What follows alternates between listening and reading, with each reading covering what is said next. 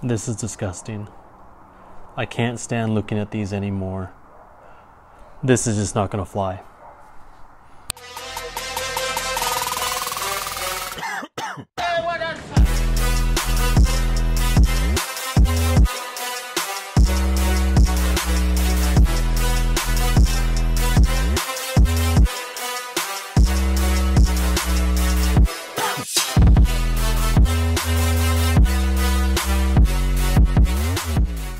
Hey guys, welcome back to another video. Today I just want to do a video on how to dress up the exterior of the vehicle a little bit. So one of the first things that I wanted to do is just to lower the vehicle. Right now, as you can see, there's a pretty big fender gap or a wheel well gap between the top of the tire and the bottom of the fenders. So just to get a little bit more of a sporty look and maybe hopefully a little bit better handling, we're just gonna drop this a little bit. And what I chose to do with that are the Eibach Pro Kit springs. The next thing I wanted to do is to change the wheels. So my car is a 2021 Model 3 Performance. It comes with the 20-inch Uber turbine wheels, which aren't these ones. I actually sold mine for as much money as the new wheels costed, actually, which I'll show you which ones I got. So right now I just have some 19-inch replica R241s with some Continental Viking Contact 7 winter tires. So I mean, this is what I'll be rocking in the winter, but just for right now until my wheels came in, this is what I've been driving on for the last week or so. So the wheels I got are a 20-inch Stance SF07 flow formed wheel. These wheels I decided to get into a staggered setup, so I did a 20x9 on the front with a +30 offset and a 20x10 on the back with a +35. Okay, well, today's the day. I'm just leaving this morning to get my lowering springs installed. So I'm going to BS1 Auto, and I'm gonna surprise him by wearing a shirt that I bought from him when he opened the store. Hi, Steve. Known him a long time. Been to his wedding. He just celebrated his 5th anniversary. Got the springs, got the jack pucks, got my wheel lug wrench for these wheels, and I think that's all I need to go. So that's the vehicle now, and soon this guy's gonna be lowered.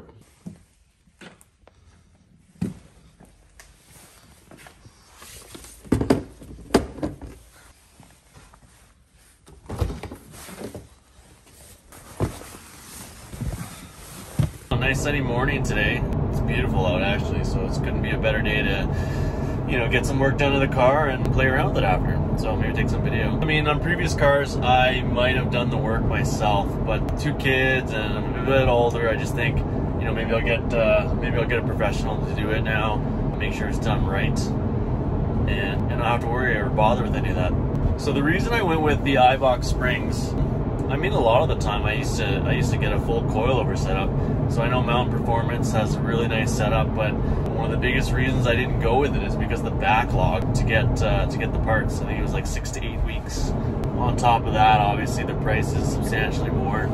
And for me, I don't need the adjustability. I'm not tracking the car. I'm not, you know, honestly, I don't even corner that hard anymore on the streets. So I just wanted something just to kind of reduce that fender well gap with the wheels, just to make it look a little nicer. And the reviews are great. I mean, a lot of the guys are saying it rides like stock, so hopefully it doesn't give me the premature wear on the stock struts, and it lasts me for a few years that I have this car. The Eibach springs themselves, I went with them just for familiarity actually, because I've had Eibach springs lots in the past. I've probably had, you know, 10, 15 lowered cars in my life, and you know, I've had Eibach springs in the past and I've never had a problem. One thing I did like about them too is they instruct you to trim the bump stops, and I know a lot of guys don't do it, but speaking with someone on the forum actually who wasn't aware that he had to, or that it was recommended to trim the bump stops, he didn't, and he rode around with it for, you know, a while, and he said it was fine. And then I kind of mentioned to him, I said, well, actually, you know, Eibach says to trim them. So after he trimmed them, he said the car actually ran substantially better and was smoother. So I'm definitely gonna do that for myself. Following this guy to the shop today, Toyota FRS, but this thing's awesome. It's got big wing, open wheel, wide body fenders, so it looks like looks awesome. I don't know if you can see that. That thing looks wicked. So the stock suspension, a lot of people say that it's pretty bumpy with the stock, you know, Model 3 performance suspension. I guess it's kind of bumpy. I'm used to it, honestly. I've been riding lowered cars or performance cars for, you know, for 20 years now, and it feels fine to me. So I mean, people are saying with the, you know, with just an Eibach spring, it'll be pretty close to what stock feels like. So I mean, for me, that's good enough. Obviously, a full coilover would be a little bit more compliant with the bumps in the roads and the dips, and you know, just because the spring is designed to be used with that shock. But I think it'll be okay. There's another Model 3 right there. Good morning, brother. And here we are. Some nice cars out front too, actually. There's a nice Civic Type R. Hopefully get this guy lowered out today. And at VS1 Automotive.